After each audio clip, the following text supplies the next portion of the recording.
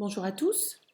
Donc cette vidéo va vous présenter la correction de l'exercice TD numéro 4 sur l'attestation de réussite des étudiants.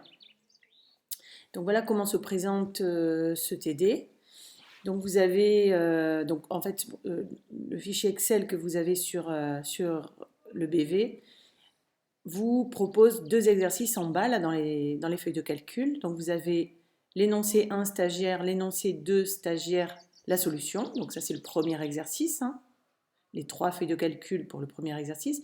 Et ensuite, pour le deuxième exercice, on a deux feuilles de calcul qui s'appellent exercice mention et correction mention. Donc on va travailler sur les révisions concernant la recherche V. On va aussi travailler sur les fonctions si. Voilà. Et fonctions si imbriquées dans la deuxième partie en bas. Donc, en ce qui concerne le premier exercice, vous avez donc une feuille de calcul avec donc, des codes étudiants, des noms d'étudiants et des notes obtenues dans plusieurs disciplines. Donc, les notes sont sur 20. Dans la deuxième feuille de calcul, vous avez le modèle de l'attestation de réussite qu'il va falloir compléter.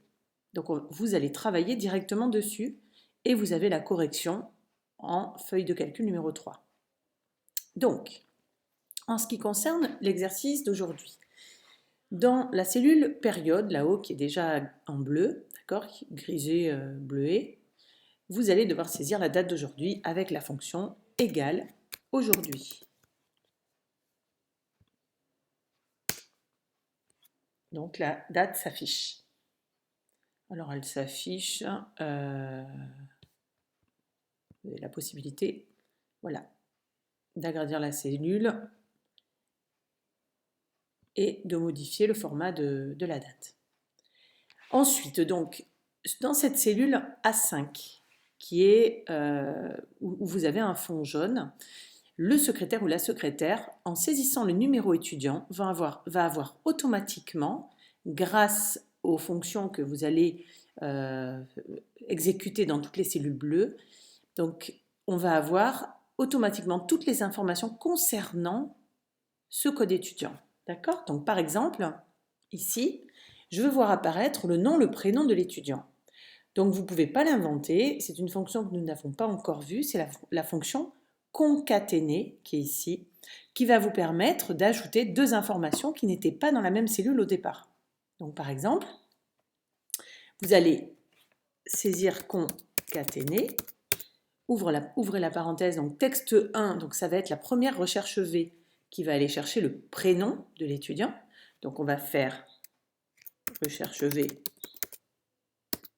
à partir de cette cellule-là, point virgule, on va aller voir la matrice donc dans la feuille de calcul numéro 1. Donc la matrice,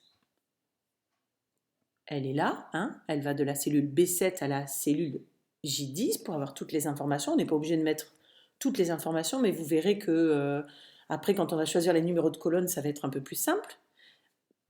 Ensuite, on fait entrer, vous savez, comme ça, on fixe notre matrice directement sur une autre feuille de calcul, point virgule. Donc, on a saisi la matrice et on va dire à Excel que l'information du prénom de l'étudiant était dans la colonne numéro, donc, colonne numéro 1, colonne numéro 2, colonne numéro 3. Donc, par exemple, le prénom est dans la colonne numéro 3. Donc, je retourne sur ma feuille de calcul de l'énoncé. Donc, je vais expliquer que c'est dans la colonne numéro 3 et que je ne veux pas de valeur approchée. D'accord? Ensuite, entre les deux informations, je ne veux pas, je veux un espace, d'accord? Donc, je vais dire à Excel que je veux un espace parce que sinon, il va me coller le prénom au nom. Ça n'a aucun intérêt. Et enfin, troisième information de la fonction concaténer, je veux une recherche V pour aller chercher le nom de l'étudiant. Donc je fais exactement la même chose. Je clique sur la cellule du code. Je vais chercher ma matrice qui est ici dans la feuille de calcul numéro 1. Voilà, je fais entrer pour la fixer. Et je lui explique que je veux...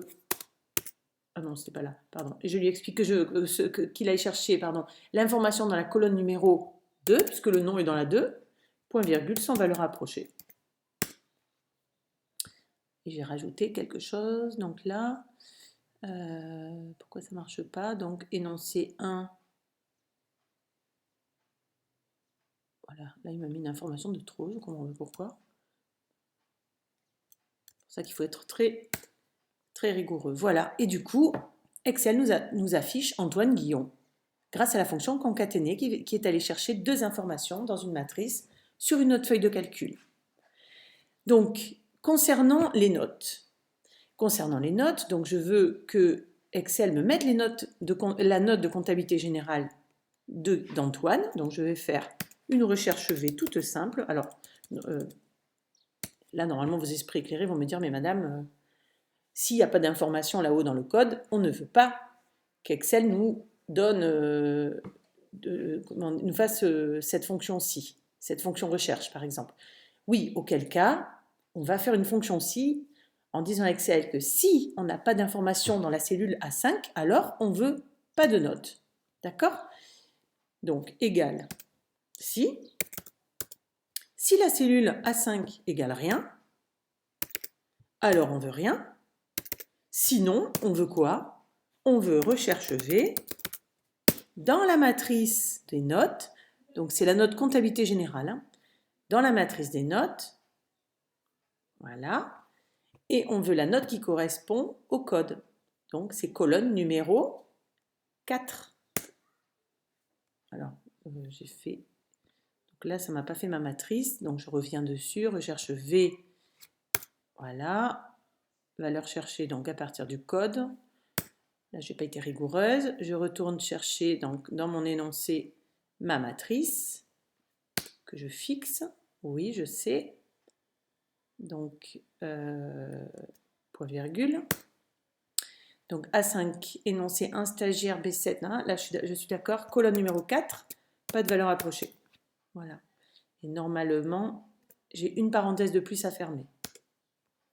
Est-ce qu'Antoine a bien eu 14 en comptabilité générale? Antoine a eu 14 en comptabilité générale. Il n'y a pas d'erreur. On fait pareil pour les autres matières, en faisant attention à bien spécifier à Excel que ça va dépendre du numéro de colonne. Donc fiscalité, ce sera dans la colonne numéro 1, 2, 3, 4, 5. Gestion dans la colonne 6, Word 7, Excel 8, Access 9. D'accord? Il faut être très rigoureux par rapport aux notes. Ensuite, il me semblait qu'on n'avait pas la moyenne. Non, on n'a pas la moyenne. On va calculer la moyenne de ces notes. Alors, il me semble que les coefficients sont les mêmes. Donc là, ça va être une fonction moyenne toute simple. D'accord? Donc, on va faire égal si. Donc, si on a un code, donc si le code est égal à rien, on veut rien. Sinon, ce sera une moyenne simple de toutes ces notes. Oui, voilà. Donc, je n'avais pas refermé, hein, mais Excel corrige automatiquement. Ensuite, donc, je vous laisserai continuer les fonctions recherche pour aller chercher les moyennes par matière. Comment faire la fonction si pour dire que l'étudiant a une mention? Donc, le diplôme validé ou non validé, ça va être simple. C'est une fonction si égale si ça strictement, non, pas strictement d'ailleurs, supérieur ou égal à 10, alors validé, admis, d'accord? Sinon, refusé. Il me manque quelque chose. Voilà, donc là, c'est admis si supérieur à 10. En revanche, mention bien. Donc là, par contre, bon, vous aviez déjà la correction, mais on va la refaire ensemble. C'est une fonction si imbriquée. Donc cette fonction si imbriquée, elle est importante puisque vous en aurez besoin pour le dernier exercice qui est en feuille de calcul 4 et 5. Là. Donc, si, donc là, il faut être vigilant parce que vous allez devoir commencer par supérieur à 16, sinon si supérieur à 14, sinon si supérieur à 12, sinon si supérieur à 10. D'accord? Pourquoi? Parce que si vous utilisez inférieur à 16, ou inférieure à 14, ben, vous aurez des erreurs. Puisque si une note est inférieure à 16, elle peut quand même être sans mention, mention assez bien ou mention bien. Ok?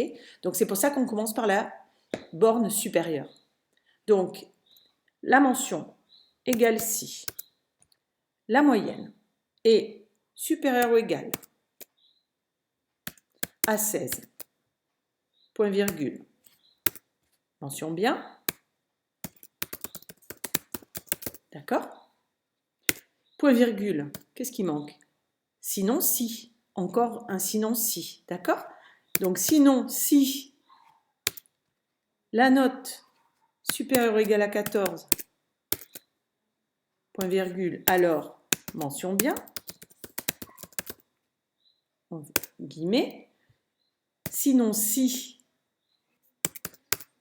la moyenne supérieure ou égale à 12, point virgule, mention assez bien. Sinon si la moyenne supérieure ou égale à 10, point virgule, alors admis, passable on va mettre. Avant, il existait une mention passable pour 10. Aujourd'hui, elle n'existe plus. Sinon si, alors, qu'est-ce que j'ai oublié? Sinon si supérieur à 10, passable.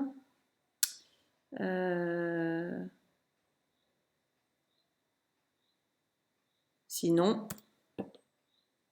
refusé. Voilà, on l'aura 2 fois refusé, mais on est obligé de mettre une condition sinon, s'il faut. Alors, j'ai encore mis une parenthèse de trop. C'est mon petit défaut. Non, j'avais oublié des parenthèses. D'accord. Mention, alors, il y a une faute d'orthographe. Ça ne va pas le faire. En plus, est-ce que c'est joli? Est-ce que j'ai gardé la même syntaxe partout? Ok. Voilà. Donc voilà pour ce premier exercice. J'espère que vous avez bien compris. À très bientôt pour la suite. Au revoir.